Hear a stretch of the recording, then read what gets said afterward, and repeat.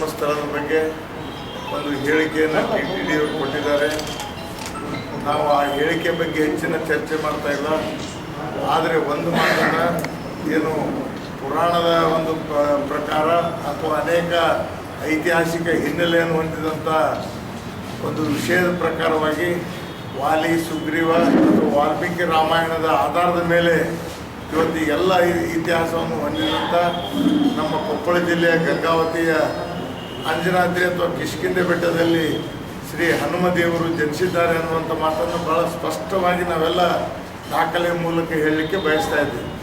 ಜೊತೆಗೆ ಈಗಾಗಲೇ ಅನೇಕರು ನಮ್ಮ ಸನ್ಮಾನ್ಯ ಸಚಿವರು ಈಗಾಗಲೇ ಮುಜರಾಯಿ ಸಚಿವರಾದಂಥ ಕೋಟಾ ಶ್ರೀನಿವಾಸ ಪೂಜಾರವರು, ಸನ್ಮಾನ್ಯ ನಮ್ಮ ಉಸ್ತುವಾರಿ ಸಚಿವರಾದಂಥ BC ಪಾಟೀಲ್ ಈಗಾಗಲೇ ಮೊನ್ನೆ 16ನೇ ತಾರೀಕಿಗೆ ಸನ್ಮಾನ್ಯ ನಮ್ಮ ಹಿರಿಯ ಸಚಿವರಾದಂಥ ಈಶ್ವರಪ್ಪವ್ರ ನೇತೃತ್ವದಲ್ಲಿ ಅಂಜನಾದ್ರಿ ಬೆಟ್ಟಕ್ಕೆ ಬರೋರಿದ್ದರು.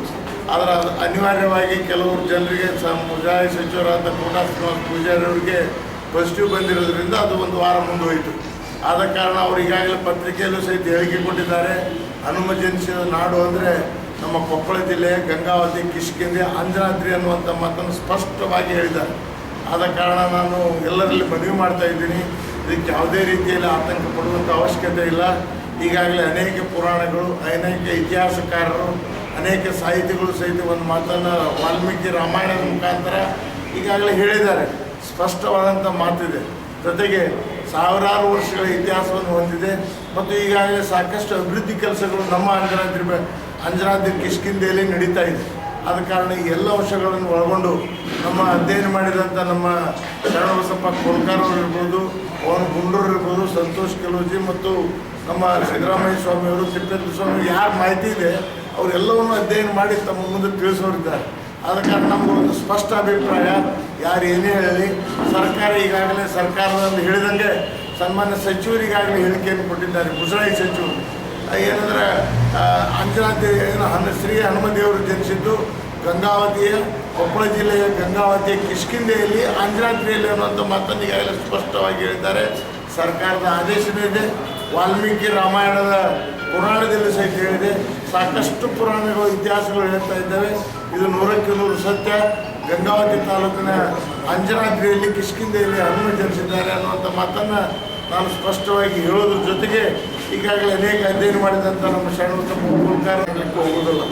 ಈಗಾಗಲೇ ಅಂಜನಾದ್ರಿಯನ್ನು ಬೆಳೆಸಬೇಕು, ಹನುಮ ಜನಿಸಿದ ನಾಡು ಅಂತೇಳಿ ಇಡೀ ರಾಜ್ಯಕ್ಕೆಲ್ಲ, ಇಡೀ ದೇಶಕ್ಕೂ ಗೊತ್ತಿದೆ.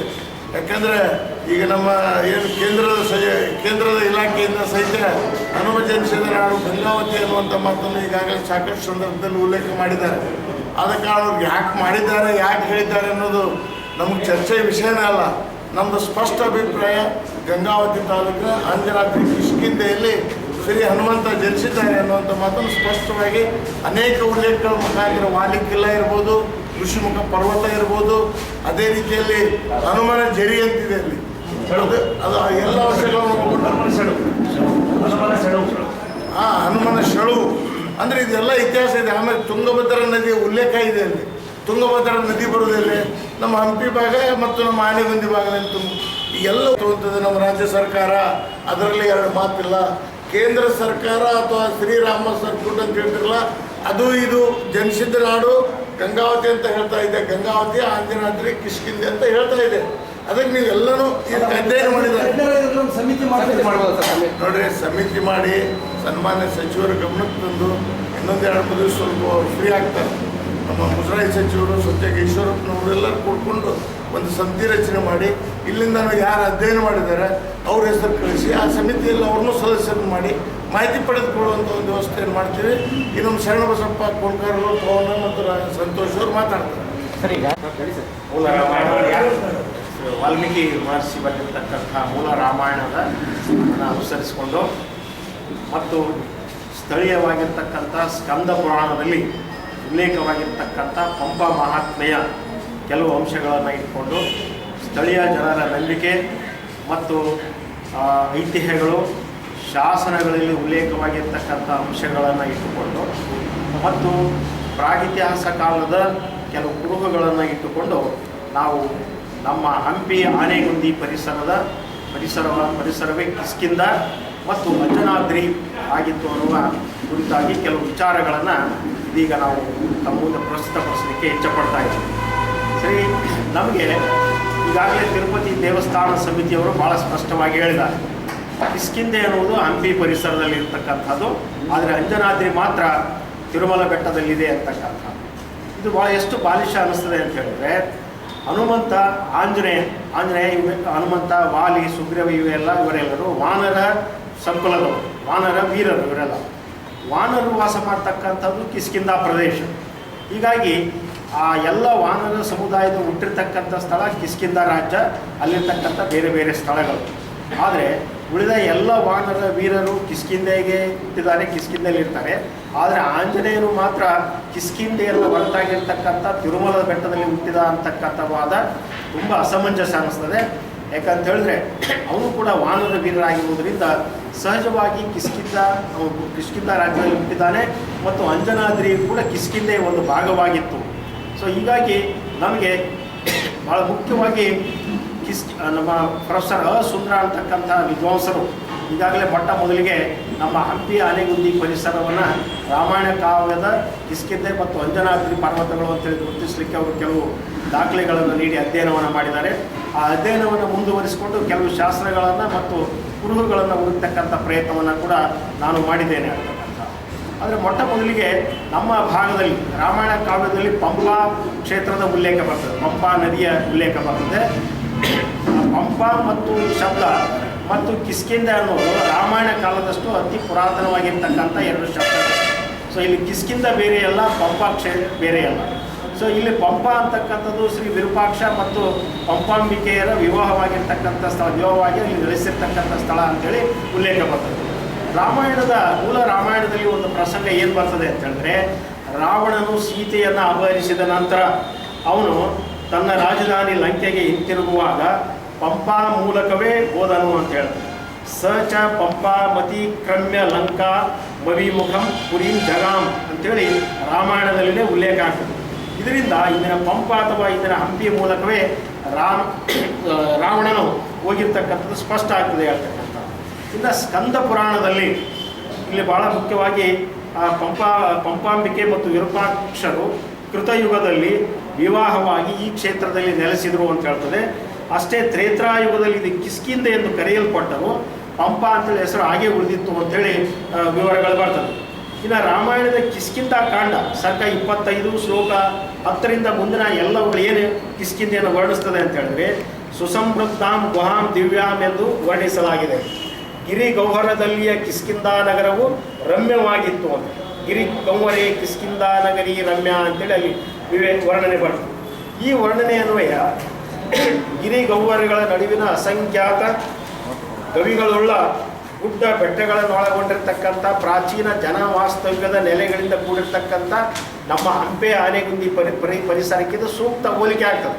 ರಾಮಾಯಣದ ಕಾವ್ಯಗಳೇನಿದೆ, ಕಿಷ್ಕಿಂಧ ನಗರ ಹೆಂಗಿತ್ತು ಅಂತ ವರ್ಣನೆ ಏನು ಬರ್ತದೆ, ಆ ವರ್ಣನೆ ನಮ್ಮ ಆನೆಗುಂದಿ ಮತ್ತು ಹಂಪಿಗೆ ಹೋಲಿಕೆ ಆಗ್ತದೆ ವಿನಃ ತಿರುಪತಿ ತಿರುಮಲ ಬೆಟ್ಟಕ್ಕೆ ಹೋಲಿಕೆ ಆಗೋದಿಲ್ಲ. ಅದು ಏಕಶಿಲಾ ಬೆಟ್ಟದ ಥರ ಇರ್ತಕ್ಕಂಥದ್ದು, ಅಲ್ಲಿ ಯಾವುದೇ ಗಾಳವಾಗಿರ್ತಕ್ಕಂಥ ಗವಿ ಗೌರಗಳಾಗಲಿ ಬೆಟ್ಟ ಕಲ್ಲುಗುಂಡುಗಳು ಇಲ್ಲ ಅಂತಕ್ಕಂಥ. ಮತ್ತು ನಮ್ಮ ರಾಮಾಯಣ ಕಾವ್ಯದ ಕಾಲದಲ್ಲಿ ತಿರುಮಲ ಅಂತಕ್ಕಂಥದ್ದು ಒಂದು ನಿರ್ಜನವಾಗಿರ್ತಕ್ಕಂಥ ಪ್ರದೇಶ ಆಗಿತ್ತು ಅಂಥೇಳಿ ತಿಳಿದು ಬರ್ತದೆ. ಆಮೇಲೆ ರಾಮಾಯಣ ಕಾವ್ಯದಲ್ಲಿ ಬರ್ತಕ್ಕಂಥ ಒಂದು ಕಿಷ್ಕಿಂಧ ಕಾಂಡದ ಎಲ್ಲ ಘಟನಾವಳಿಗಳು ನಡೆದದ್ದು ನಮ್ಮ ಪ್ರದೇಶ ಅನ್ನಲಿಕ್ಕೆ ಸಾವಿರಾರು ವರ್ಷಗಳಿಂದ ನಮಗೆ ಪರಂಪರೆಗಳು, ಮೌಖಿಕವಾಗಿರ್ತಕ್ಕಂಥ ಮಾಹಿತಿಗಳು ನಮ್ಮಲ್ಲಿ ಪ್ರಚಲಿತವಾಗಿವೆ. ರಾಮ ಸೀತೆಯನ್ನು ಹುಡುಕ್ತಾ ಇಲ್ಲಿ ಬಂದಾಗ ಮೊಟ್ಟ ಮೊದಲಿಗೆ ಆ ಹೊತ್ತಿಗಾಗಲೇ ವಾಲಿ ಮತ್ತು ಸುಗ್ರೀವರ ಮಧ್ಯೆ ಜಗಳ ಆಗಿತ್ತು. ವಾಲಿ ಸುಗ್ರೀವನನ್ನು ಹೊರಗಾಕಿದ್ದ. ಸುಗ್ರೀವ ಸ್ನೇಹಿತ ಹನುಮಂತ ಇವರೆಲ್ಲ ಒಂದು ನೈಸರ್ಗಿಕವಾಗಿರ್ತಕ್ಕಂಥ ಅಡಗುದಾಣವನ್ನು ಮಾಡಿಕೊಂಡು ಕುಳಿತುಕೊಂಡಿದ್ರು. ಅದು ಸ್ಥಳ ಚಿಂಚಲಕೋಟೆ ಅಂತ ಬರ್ತದೆ. ಈ ಚಿಂಚಲಕೋಟೆ ಎಲ್ಲಿದೆ ಅಂತ ಹೇಳಿದ್ರೆ, ಇವತ್ತು ನವವೃಂದಾವನ ಎದುರಿನ ಬೆಟ್ಟದಲ್ಲಿ ಒಂದು ನೈಸರ್ಗಿಕ ಬಂಡೆ ಕೋಟೆ ಥರ ಕಾಣ್ತದೆ. ಅದರಲ್ಲಿ ಅಡಗಿಕೊಂಡಿದ್ರಂತೆ. ಅವ್ರು ಅಡಗಿಕೊಂಡಾಗ ದೂರಲಿಂದ ರಾಮ ಲಕ್ಷ್ಮಣರು ಬಂದದ್ದು ನೋಡಿ ವಾಲಿಯವ್ರ ಕಡೆ ಇರ್ಬೋದು ಅಂತೇಳಿ ಅವ್ರ ಮನಸ್ಸು ಚಂಚಲ ಆಯ್ತಂತೆ. ಅದಕ್ಕೆ ಚಂಚಲ ಕೋಟೆ ಅಂತೇಳಿ ಸ್ಥಳೀಯರು ಹೇಳ್ತಾ ಇದ್ದಾರೆ. ಇವತ್ತು ಆ ಕೋಟೆಯನ್ನು ನೋಡಿದರೆ ಅದು ಎಷ್ಟು ವಿಶೇಷ ಆಗಿದೆ ಅಂದರೆ, ಯಾವುದೇ ಮಣ್ಣು ಗಾರೆ ಗರ್ಚುಗಳಿಂದ ಕಟ್ಟಿಲ್ಲ, ನೈಸರ್ಗಿಕವಾದ ಕಲ್ಲುಗಳನ್ನು ಉಪಯೋಗಿಸಿ ಕಟ್ಟಿರ್ತಕ್ಕಂಥದ್ದು. ಅದರ ರಚನಾ ಕ್ರಮವನ್ನು ನೋಡಿದರೆ ಇಡೀ ಹಂಪಿಯ ಆನೆಗುಂದಿ ಪರಿಸರದ ಅತ್ಯಂತ ಪ್ರಾಚೀನ ಕಟ್ಟಡ ಅದು. ಪ್ರಾಯಶಃ ರಾಮಾಯಣ ಕಾಲಕ್ಕೆ ಅದರ ಹಿನ್ನೆಲೆ ಹೋಗ್ತದೆ ಅನಿಸ್ತದೆ. ಅಷ್ಟು ಪುರಾತನವಾಗಿರ್ತಕ್ಕಂಥ ಒಂದು ಕಟ್ಟಡ. ಇವೆಲ್ಲವುಗಳು ಏನು ಹೇಳ್ತವೆ ನಮಗೆ ಅಂದರೆ ಇದೇ ರಾಮಾಯಣ ಅಂತೇಳಿ ಕಿಷ್ಕಿಂಧೆ ಮತ್ತು ಹೇಳಲಿಕ್ಕೆ ಇದು ಸಾಕ್ಷಿಯಾಗಿ ಹೇಳ್ತೇವೆ. ಅದೇ ರೀತಿ ದಾರಾ ಪರ್ವತ ಇರ್ಬೋದು, ನಮಗೆ ಅಂಜನಾದ್ರಿ, ಋಷ್ಯಮುಖ ಪರ್ವತಗಳು, ಮತಂಗ ಪರ್ವತ, ಸುಗ್ರೀವ ಗುಹೆ, ಆ ಕಡೆ ಸೀತಾಸೆರಗು, ವಾಲಿಕಾಷ್ಟ, ಇವೆಲ್ಲವೂ ಕೂಡ ನಮ್ಮ ಭಾಗದಲ್ಲಿ ಇದೆ. ವಾಲಿಕಾಷ್ಟ, ವಾಲಿದಿಬ್ಬ ಎರಡೂ ಇರ್ತದೆ. ಅವೆಲ್ಲವೂ ಕೂಡ ತಿರುಮಲದಲ್ಲಿ ಯಾವ ಇಲ್ಲ, ಇವ್ಯಾವ ಸ್ಥಳಗಳು ಕೇವಲ ಅಂಜನಾದ್ರಿ ಅಂತಕ್ಕಂಥದ್ದು. ಅದು ಕೂಡ ವೆಂಕಟಾಚಲ ಬೆಟ್ಟಕ್ಕೆ 19 ಹೆಸರುಗಳಿವೆ. 19 ಹೆಸರುಗಳಲ್ಲಿ ಅಂಜನಾದ್ರಿ ಅಂತಕ್ಕಂಥದ್ದು ಒಂದು ಅಂತೇಳಿ ಇತ್ತೀಚೆಗೆ ಅವ್ರು ಹೇಳ್ತಾರೆ. ಇಲ್ಲಿವರೆಗೆ ಆ ಹೆಸರನ್ನು ಹೇಳ್ತಾ ಇಲ್ಲ. ನಮ್ಮ ಅಂಜನಾದ್ರಿಗೆ ಯಾವುದೇ ಹೆಸರುಗಳಿಲ್ಲ. ಅಂಜನಾದ್ರಿ ಒಂದೇ ಹೆಸರು ಇದೆ. ಮೊದಲಿಂದ ಕೂಡ ಈಗಲೂ ಕೂಡ ಅದೇ ಹೆಸರು ಉಳ್ಕೊಂಡು ಬಂದಿರತಕ್ಕಂಥದ್ದು. ಇನ್ನು ವಿಶೇಷ ಅಂತ ಹೇಳಿದ್ರೆ ನಮಗೆ ಹಂಪಿ ಪರಿಸರದ ಕೆಲವು ಗವಿ ಬೆಟ್ಟಗಳಲ್ಲಿ ಸುಮಾರು ರಾಮಾಯಣ ಕಾಲಕ್ಕೆ ಸರಿಸಮಾನವಾಗಿರ್ತಕ್ಕಂಥ ಕೆಲವು ಗವಿಚಿತ್ರಗಳು ಕಂಡು ಬರ್ತವೆ. ಅಂಥ ಗವಿಚಿತ್ರಗಳಲ್ಲಿ ಭಾಳ ವಿಶೇಷವಾಗಿರ್ತಕ್ಕಂಥದ್ದು ಆನೆಗುಂದಿಯ ಒಂದು ಬೆಟ್ಟ, ರಾಂಪುರದ ಒಂದು ಬೆಟ್ಟ ಮತ್ತು ಮೂಗಿಬಂಡಿಯ ಒಂದು ಗವಿಗಳಲ್ಲಿ ವಾನರ ರೀತಿಯ ಚಿತ್ರಗಳಿವೆ. ಅವುಗಳಿಗೆ ಬಾಲಗಳಿಲ್ಲ, ಅಂದರೆ ಮೂತಿ ಉಬ್ಬಿರ್ತಕ್ಕಂಥ ಕೆಲವು ಅಪರೂಪದ ಚಿತ್ರಗಳಿವೆ. ಸೊ ಇವುಗಳು ಆಂಜನೇಯನ ನಿರ್ದೇಶಿಸಿರ್ಬೋದು ಅಂತೇಳಿ ನಾನು ಅದನ್ನು ಗುರುತಿಸಿದ್ದೇನೆ ಅಂತಕ್ಕಂಥ. ಇವುಗಳು ಸುಮಾರು ರಾಮಾಯಣ ಕಾಲಕ್ಕೆ ಹೋಗ್ತವೆ. ಇವುಗಳ ಪ್ರಾಚೀನತೆ ತೆಗೆದುಕೊಂಡಾಗ ಅಂದರೆ ನಮಗೆ ಒಂದು ಏನು ಅಂತ ಹೇಳಿದ್ರೆ, ಜೈನ ರಾಮಾಯಣದ ಪ್ರಕಾರ ಇಲ್ಲಿರ್ತಕ್ಕಂಥ ವಾನರ ಸಮುದಾಯ ಏನಿದೆ ಅವರು ನಿಜವಾದ ವಾನರಗಳ ಕಪಿಗಳಲ್ಲ, ವಾನರ ಧ್ವಜ ಇರ್ತಕ್ಕಂಥ ಒಂದು ಸಮುದಾಯ, ಬುಡಕಟ್ಟು ಸಮುದಾಯ ಇತ್ತು ಇಲ್ಲಿ. ಅವರು ಏನು ಮಾಡಿದರು ಅಂತ ಬಲಿಷ್ಠವಾಗಿರ್ತಕ್ಕಂಥ ಬೆಟ್ಟ ಗುಡ್ಡಗಳಲ್ಲಿ ವಾಸ ಮಾಡ್ತಾ ಇರೋದ್ರಿಂದ ಸೊ ಅವರು ರಾಮನಿಗೆ ಸಹಾಯ ಮಾಡಲಿಕ್ಕೆ ಸಾಧ್ಯ ಆಯಿತು ಅಂತಕ್ಕಂಥದ್ದು. ಅದರ ರಾಮ ಒಂದು ಸೇತುವೆಯನ್ನು ಕಟ್ಟಲಿಕ್ಕೆ ಬಂಡೆಗಳನ್ನು ಎತ್ತಕ್ಕಂಥ ಸಾಮರ್ಥ್ಯ ಅವ್ರಿಗೆ ಇತ್ತು ಅಂತಕ್ಕಂಥದ್ದು. ಹೀಗೆ ನಮಗೆ ಗವಿಚಿತ್ರಗಳ ಆಧಾರಗಳು ನಮಗೆ ಸಿಗ್ತವೆ. ಫಸ್ಟ್ ಟೈಮ್ಸ್ ನಮ್ಗೆ ಎಲ್ಲಿ ಕೂಡ ತಿರುಮಲದಲ್ಲಿ ಇಲ್ಲಿವರೆಗೆ ಪ್ರಾಚೀನ ಗವಿಚಿತ್ರಗಳು ನಮಗೆ ದೊರೆತ ಬಗ್ಗೆ ಯಾವುದೇ ಉಲ್ಲೇಖಗಳಿಲ್ಲ. ಹೀಗಾಗಿ ಈ ಪ್ರಾಚೀನ ಗವಿಚಿತ್ರಗಳು ಕೂಡ ನಮಗೆ ಈ ಪ್ರದೇಶ ರಾಮಾಯಣ ಕಾಲದ ಕಿಷ್ಕಿಂಧೆ ಮತ್ತು ಅಂಜನಾದ್ರಿ ಅಂತ ಹೇಳಲಿಕ್ಕೆ ಸಾಕಷ್ಟು ದಾಖಲೆಗಳನ್ನು ನೀಡ್ತವೆ. ಇನ್ನು ಅದೇ ರೀತಿ ನಮ್ಮ ಈ ಪರಿಸರವೇ ಕಿಷ್ಕಿಂಧೆ ಮತ್ತು ಅಂಜನಾದ್ರಿ ಅನ್ನಲಿಕ್ಕೆ ನಿನ್ನ ಮೊನ್ನೆಯ ನಂಬಿಕೆಗಳಲ್ಲ. ನಮಗೆ ಸಾವಿರಾರು ವರ್ಷಗಳಿಂದ ನಂಬಿಕೆಗಳಿವೆ, ಬೆಳೆದು ಬಂದಿವೆ ಅಂತಕ್ಕಂಥದ್ದು. ಆ ನಂಬಿಕೆಗಳು ಶಾಸನಗಳಲ್ಲಿ ಕೂಡ ದಾಖಲಾಗಿವೆ. ನಮಗೆ ಕೆಲವು ಶಾಸನಗಳನ್ನು ನೋಡೋದಾದರೆ ಆನೆಗುಂದಿಯಿಂದ 10 ಕಿಲೋಮೀಟರ್ ದೂರದಲ್ಲಿರ್ತಕ್ಕಂಥ ತುಂಗಭದ್ರಾ ನದಿ ತೀರದ ದೇವಘಾಟದಲ್ಲಿರ್ತಕ್ಕಂಥ ಒಂದು ಶಾಸನ 1059 ಕಾಲ ಶಾಸನದಲ್ಲಿ ಆ ಪರಿಸರ ವಿಪ್ರನಾರಾಯಣ ಅಂತಕ್ಕಂಥ ಪ್ರದೇಶ ಎಲ್ಲಿತ್ತು ಅಂತ ಹೇಳಬೇಕಾದಾಗ ತುಂಗಭದ್ರಾ ತಟದ ಬಡಗ ಕಿಷ್ಕಿಂಧಾಮಿ ಪರ್ವತಾನಾಮಿದರ ಮೃತಿಗಳವಳು ಕಿಷ್ಕಿಂಧ ಪರ್ವತ ಬೆಟ್ಟದಲ್ಲಿ ಈ ಪ್ರದೇಶ ಇದೆ ಅಂತ ಹೇಳ್ತದೆ. ಅಂದರೆ ಭಾಳ ಸ್ಪಷ್ಟವಾಗಿ ಇಲ್ಲಿನೇ ಕಿಷ್ಕಿಂಧ ಇದೆ ಅಂತ ಹೇಳ್ತಕ್ಕಂಥ ಸಿಗದ ಅಂತ ಅವ್ರು ನಿನ್ನೆ ಪತ್ರಿಕಾಗೋಷ್ಠಿಯಲ್ಲಿ ಹೇಳಿದ್ದಾರೆ ಸರ್. ವೆಂಕಟಗಿರಿಯಿಂದ ಹಾರಿದ್ದಾರೆ. ಸ್ಥಳೀಯ ಪುರಾಣಗಳು ಸಾಕಷ್ಟು ಈಗ ತಮ್ಮ ಕ್ಷೇತ್ರದ ಯಾವುದೇ ಧಾರ್ಮಿಕ ಕ್ಷೇತ್ರದ ಬಗ್ಗೆ ಜನರ ಭಾವನೆಗಳು ಅಥವಾ ಅದು ಶ್ರೇಷ್ಠ ಸ್ಥಳ ತಾಗಬೇಕಾದ್ರೆ ಸ್ಥಳ ಪುರಾಣಗಳನ್ನು ಬರೀತಾರೆ. ಹಾಗೆ ಸ್ಥಳ ಪುರಾಣಗಳನ್ನು ಬರಿಬೇಕಾದಾಗ ರಾಮಾಯಣ ಮತ್ತು ಮಹಾಭಾರತಕ್ಕೆ ಲಿಂಕ್ ಕೊಟ್ಕೊಳ್ತಾರೆ. ಅಲ್ಲಿರ್ತಕ್ಕಂಥ ಮಹಾಪುರುಷರು ಈ ಸ್ಥಳಕ್ಕೆ ಬಂದಿದ್ರು ಅಥವಾ ಇಲ್ಲಿ ಹುಟ್ಟಿದ್ರು ಅಂತ ಹೇಳಿ ಆ ರೀತಿ ಸ್ಥಳ ಪುರಾಣಗಳು ಬರುತ್ತೆ. ಆ ಕ್ಷೇತ್ರದ ಮಹಿಮೆ ಜಾಸ್ತಿ ಆಗುತ್ತೆ, ಜನರ ನಂಬಿಕೆ ಜಾಸ್ತಿ ಆಗುತ್ತೆ ಅಂತಕ್ಕಂಥ ಭಾವನೆ ಇಟ್ಕೊಂಡು ಸ್ಥಳ ಪುರಾಣಗಳು ಬರೀತಾರೆ. ಆದರೆ ನಮ್ಮ ಕಿಷ್ಕಿಂಧೆಗೆ ಆಗಲ್ಲ. ನಾವು ಸ್ಥಳ ಪುರಾಣಗಳ ಜೊತೆಗೆ ಐತಿಹ್ಯಗಳಿವೆ, ನಂಬಿಕೆಗಳಿವೆ, ಶಾಸನಗಳಿವೆ, ಪುರಾತತ್ವ ಆಕಾರಗಳಿವೆ, ಸ್ಮಾರಕಗಳಿವೆ ಮತ್ತು ಆ ನಂಬಿಕೆ ಅನ್ನುವುದು ಅತ್ಯಂತ ಬಲಯುತವಾಗಿ ಸಾವಿರಾರು ವರ್ಷಗಳಿಂದ ಬೆಳೆದುಕೊಂಡು ಬಂದಿದೆ. ಕಿಷ್ಕಿಂಧೆಯನ್ನು ಬಿಟ್ಟು ಅಂಜನಾದ್ರಿಯನ್ನು ನಾವು ಹುಡುಕುವುದು ತಪ್ಪಾಗುತ್ತೆ. ಅದು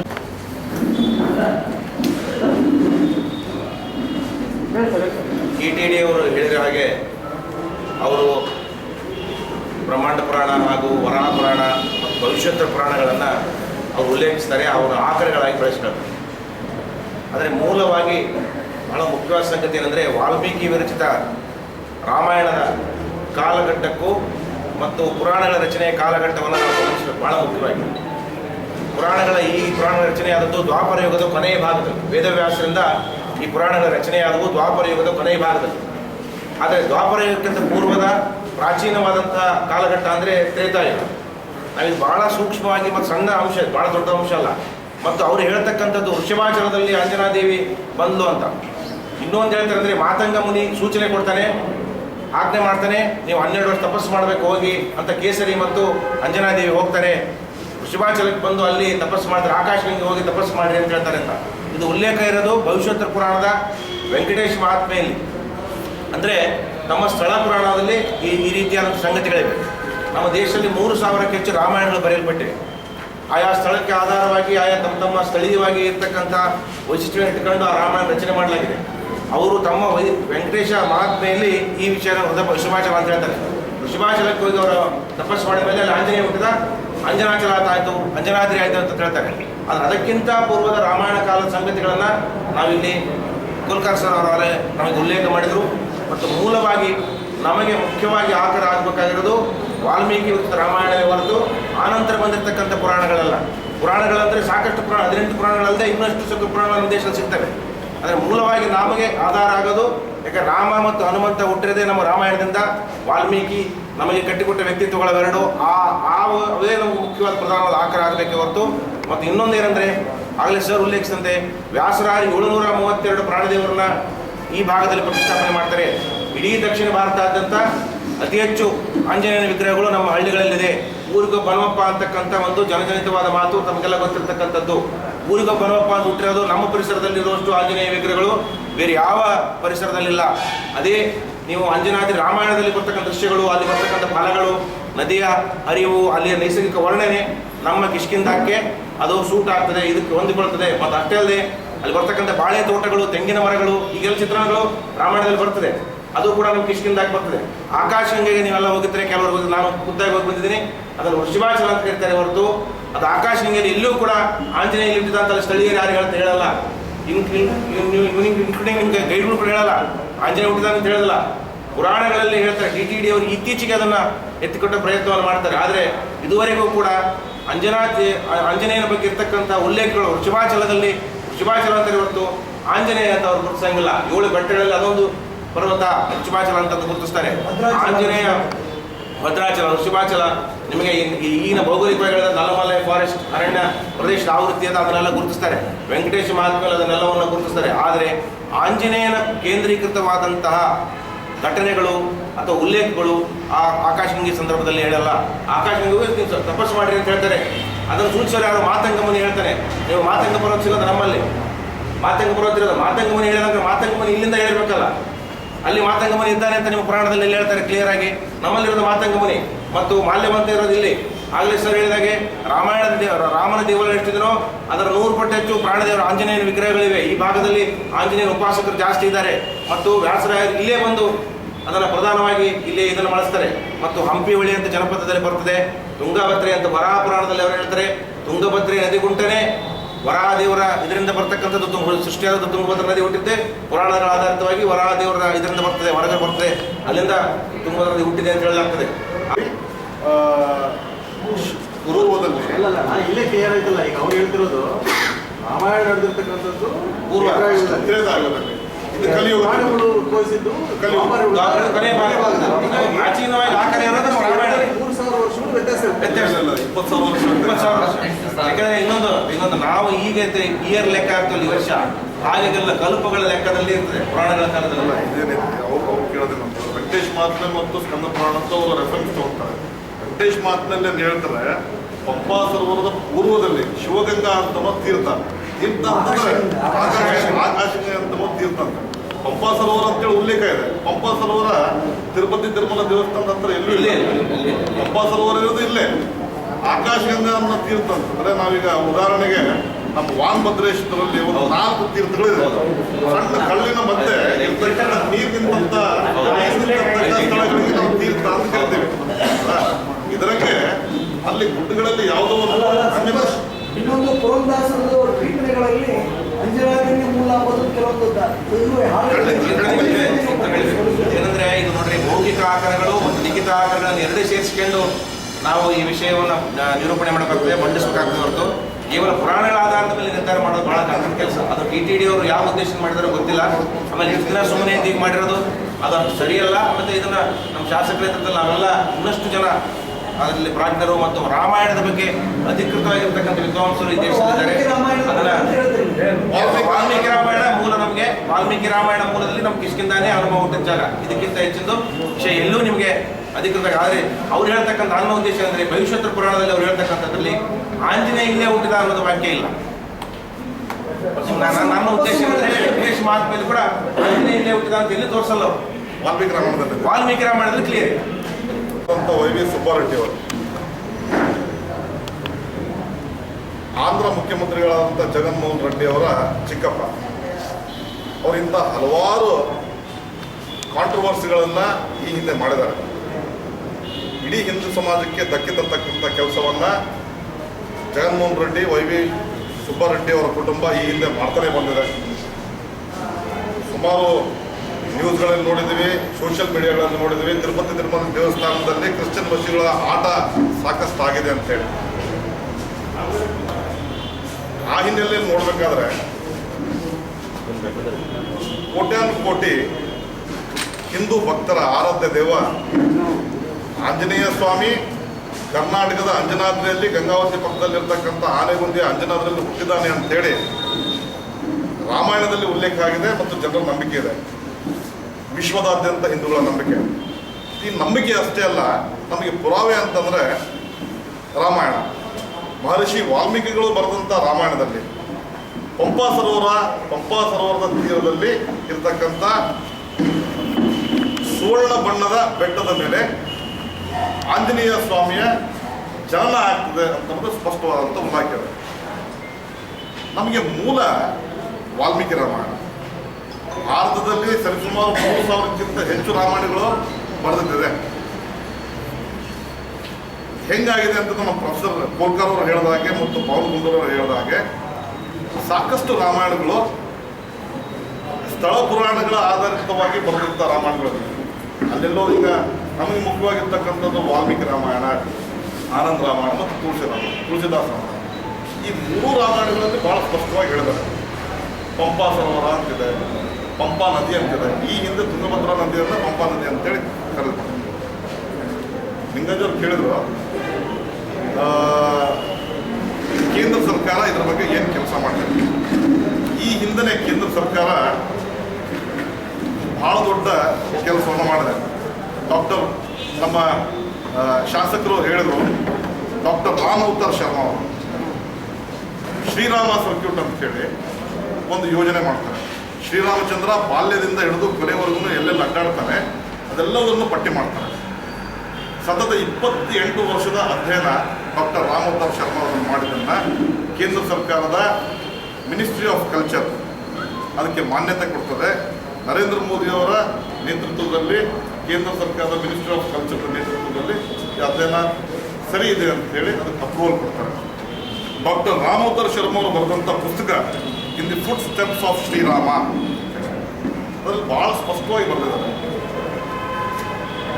ಶ್ರೀರಾಮಚಂದ್ರ ಮತ್ತು ಶ್ರೀ ಲಕ್ಷ್ಮಣರು ಕರ್ನಾಟಕಕ್ಕೆ ಎಂಟ್ರಿ ಆದಾಗ ಮೊದಲು ಬಿಜಾಪುರಕ್ಕೆ ಬರ್ತಾರೆ.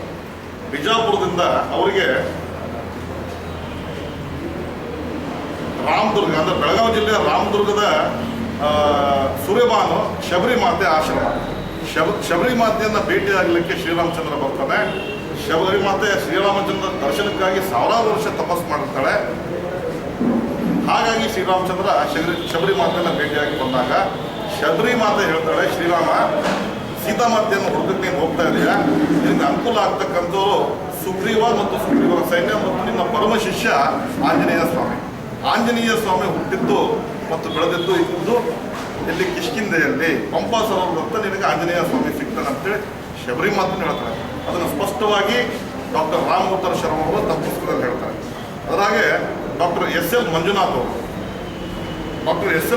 ಅವರು ರಾಮಾಯಣದ ಅಧ್ಯಯನ ಮಾಡಿ ಒಂದು ಪುಸ್ತಕ ಬರೀತಾರೆ, ಹನುಮ ಒಂದು ಸಾಂಸ್ಕೃತಿಕ ಅಧ್ಯಯನ ಅಂತೇಳಿ.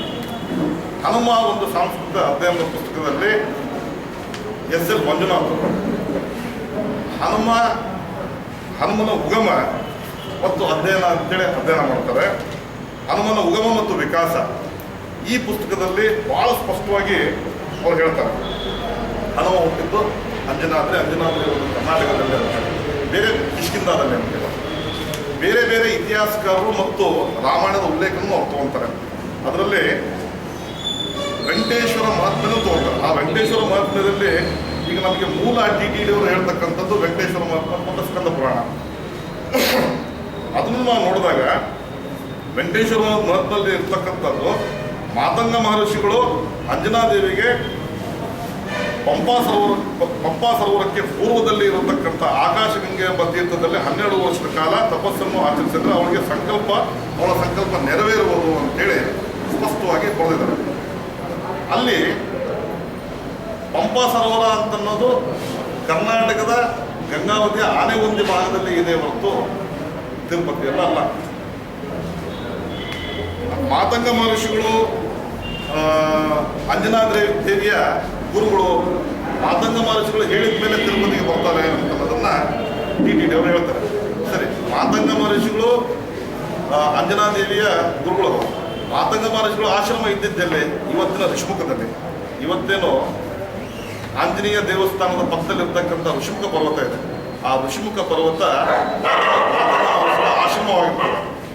ವಾಲಿ ಮತ್ತು ಸುಗ್ರೀವರಿಗೆ ಯುದ್ಧ ಆದಾಗ ಸುಗ್ರೀವ ವಾಲಿಗೆ ಹೆದರಿ ಮಾತಂಗ ಮಹರ್ಷಿಗಳ ಶರಣೆಗೆ ಹೋದಾಗ ಮಾತಂಗ ಮಹರ್ಷಿಗಳು ಹೇಳ್ತಾರೆ, ಈ ಋಷಿಮುಖ ಪರ್ವತಕ್ಕೆ ಅಷ್ಟದಿಗ್ಬಂಧನ ಇದೆ, ಇಲ್ಲಿ ವಾಲಿ ಬರೋಕ್ಕೆ ಸಾಧ್ಯ ಇಲ್ಲ, ವಾಲಿ ಇಲ್ಲಿ ಬಂದರೆ ಅವನ ಕಡೆ ಸಾವಿರ ಹೋಳು ಹಾಕಬೇಕಾಗುತ್ತೆ. ಸೊ ಮಾತಂಗ ಮಹರ್ಷಿಗಳು ತಮ್ಮ ಆಶ್ರಮವನ್ನು ಸುಗ್ರೀವನಿಗೆ ಕೊಡ್ತಾರೆ, ನೀನಿಲ್ಲ ರಾಜ್ಯಭಾರ ಅಂತೇಳಿ. ಮಾತಂಗ ಮಹರ್ಷಿಗಳು ಮುಂದೆ ನದಿ ದಾಟಿ, ಅಂದರೆ ಈ ಹಂಪಿ ಹತ್ರ ಚಕ್ರ ತಿರ್ತಾ ಇದೆ, ಕೋದಂಡರಾಮ ದೇವಸ್ಥಾನದ ಹಿಂದ್ಗಡೆ ಇರ್ತಕ್ಕಂಥ ಬೆಟ್ಟದಲ್ಲಿ ಅವ್ರು ಆಶ್ರಮವನ್ನು ಮಾಡ್ತಾರೆ. ಪಂಪಾ ಸರೋವರದ ಪೂರ್ವಕ್ಕೆ ಅಂತಿದೆ. ಪಂಪಾ ಸರೋವರ ಎಲ್ಲಿದೆ? TTD ಅವರು ಹೇಳ್ತಾರೆ ಕಿಷ್ಕಿಂದ ತಿರುಪತಿಯಲ್ಲಿಲ್ಲ, ಕಿಷ್ಕಿಂದ ಇರೋದು ಕರ್ನಾಟಕದಲ್ಲಿ, ಅದನ್ನು ನಾವು ಹೋಗ್ತೀವಿ ಅಂತ ಹೇಳ್ತಾರೆ. ರಾಮಾಯಣದಲ್ಲಿ ಕಿಷ್ಕಿಂದೆಯಲ್ಲಿ ಹಾವು ಹುಟ್ಟಿದ ಅಂತ ಉಲ್ಲೇಖ ಇದೆ. ನಮಗೆ ಮೂಲ ಆಧಾರ ಅಂತಂದ್ರೆ ವಾಲ್ಮೀಕಿ ರಾಮಾಯಣ. ವಾಲ್ಮೀಕಿ ರಾಮಾಯಣದ ಆಧಾರದ ಮೇಲೆ ನಾವು ಮಾತಾಡಬೇಕು. ಮಿನಿಸ್ಟ್ರಿ ಆಫ್ ಕಲ್ಚರು ರೆಕಗ್ನೈಸ್ ಮಾಡಿದಂಥ ಪುಸ್ತಕ ಇದು, ಡಾಕ್ಟರ್ ರಾಮೋದರ ಶರ್ಮಾ ಬರೆದು. ಇದರಲ್ಲಿ ಸ್ಪಷ್ಟವಾಗಿದೆ. ಮತ್ತೀಗ प्रयास कर रहे हैं, उनके पास पैसा है, मीडिया वालों को बांटते, यहाँ से इंग्लिश मीडिया से लेकर के हिंदी मीडिया वालों को जो कुछ भी करते हों, लेकिन कहीं भी यथार्थ उनके पास डॉक्यूमेंट्स नहीं है। जहाँ तक रह गई बात जो उन्होंने स्कंद पुराण की बात कहा है, मेरे पास भी लगभग 10 पुराण ऐसे हैं जिसमें हनुमान जी की जन्मभूमि की चर्चाएं हैं, और हम नेचुरली डॉक्यूमेंट्स मेरे पास है। वाल्मीकि रामायण सबसे पुरानी रामायण है, उसमें स्पष्ट कहा गया है हनुमान जी की जन्मभूमि सुमेरु पर्वत पर हुआ है। सुमेरु पर्वत, सुमेरु का मतलब होता है जो सोने के कलर जैसे दिखने वाले पर्वत के शिखर पर हनुमान जी का जन्म हुआ है। हम आप सबको मीडिया वाले, पूरे जितने भी मीडिया वाले हैं, कर्नाटक से लेकर के दिल्ली तक है, स्टेट से लेकर सेंट्रल तक, सभी मीडिया वालों से अनुरोध करते हैं आकर के अंजनी पर्वत को देखें और सोने के कलर जैसा या उसके जैसा वाल्मीकि रामायण में बताया गया है वैसा है या नहीं है। अगर नहीं होगा तो हम आने वाले अक्टूबर नवंबर में आप सबके माध्यम से पूरे विश्व के जितने प्रबुद्ध संत हैं उन सबको बुला करके एक आध्यात्मिक सम्मेलन करने की प्लान कर रहे हैं। अक्टूबर और नवंबर के बीच में होगा। हम TTD वालों को भी निमंत्रण कर रहे हैं, वो भी आवे, और जो हिंदुत्व के बीच में वातावरण गुमराह करने की कोशिश कर रहे हैं ये ना करें, ये उनके लिए अच्छा है। संत सम्मेलन के माध्यम से पूरे विश्व के जितने भी प्रबुद्ध संत हैं जो इस पुरानी पुस्तकों का अध्ययन करते, पुरानी वातावरण को देखा है, जो यहाँ के वातावरण को समझा है, महसूस किया है, वो सारे संतों को हम जगत गुरु रामानंदाचार्य जगत गुरु, रामानुजाचार्य जगत गुरु, संन्यास समाज से शंकराचार्य को, सभी को हम अक्टूबर में आमंत्रित कर रहे हैं। TTD वालों को भी आमंत्रित करेंगे, वो भी आवे। और उससे पहले जब तक यह स्पष्ट नहीं हो जाता, उनके पास कोई डॉक्यूमेंट्स नहीं है, हम आपको बताते हैं अगस्त संहिता, आध्यात्मिक रामायण, आनंद रामायण, वाल्मीकि रामायण। वाल्मीकि रामायण मेरे पास अभी नहीं है, लेकिन हमने पढ़ा है उसको। वाल्मीकि रामायण, शिव पुराण, आध्यात्म रामायण और बहुत सारे पुस्तक हैं जिसमें हनुमान जी की और किष्किंधा की विस्तार से वर्णन है। और इस सारे पुस्तकों को जो उनके पास डॉक्यूमेंट्स है उनसे अनुरोध करते हैं जो अक्टूबर में जब संत सम्मेलन का मेरा कार्यक्रम होगा उसमें आवें और वो अपनी विचार रखें। उससे पहले हिंदुत्व को गुमराह करने की कोशिश न करें तो पूरे समाज के लिए बेहतर है।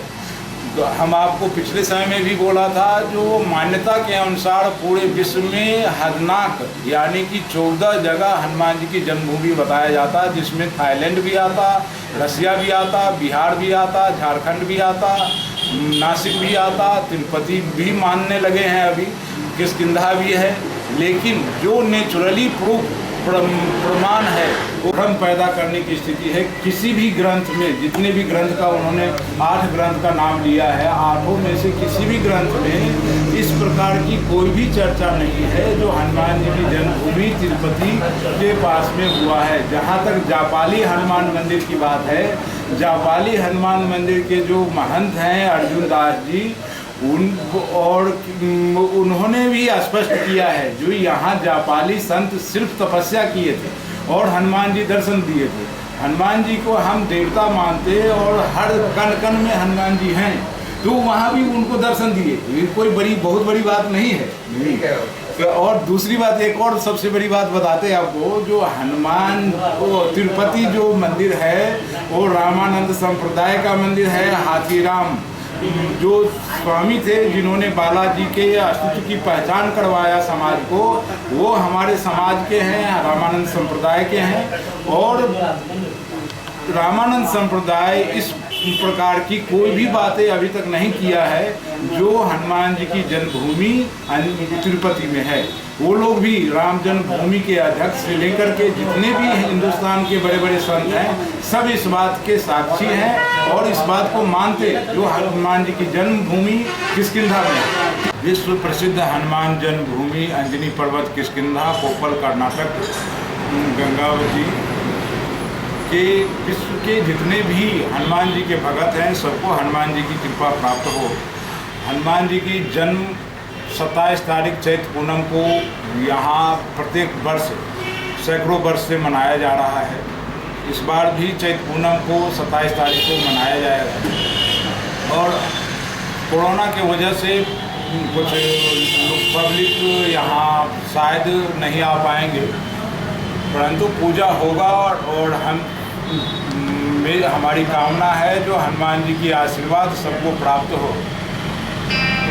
पूजा का कार्यक्रम रात के 2 बजे उससे प्रारंभ होगा। 26 तारीख के रात में प्रारंभ होगा, जो 1 बजे जैन तुप्पा और नारियल टेंगनिकाय के जल से अभिषेक होगा। बाद में सिंदूर और गाय के घी से उनको लेपन होगा, पूजा होगा। बाद में 1101 गुलाब फूल से कुमकुम अर्चना होगा। राम जी का सहस्त्र नाम, विष्णु सहस्त्र नाम के से कुमकुम अर्चना होगा। उनका पंचामृत अभिषेक होगा राम जी का।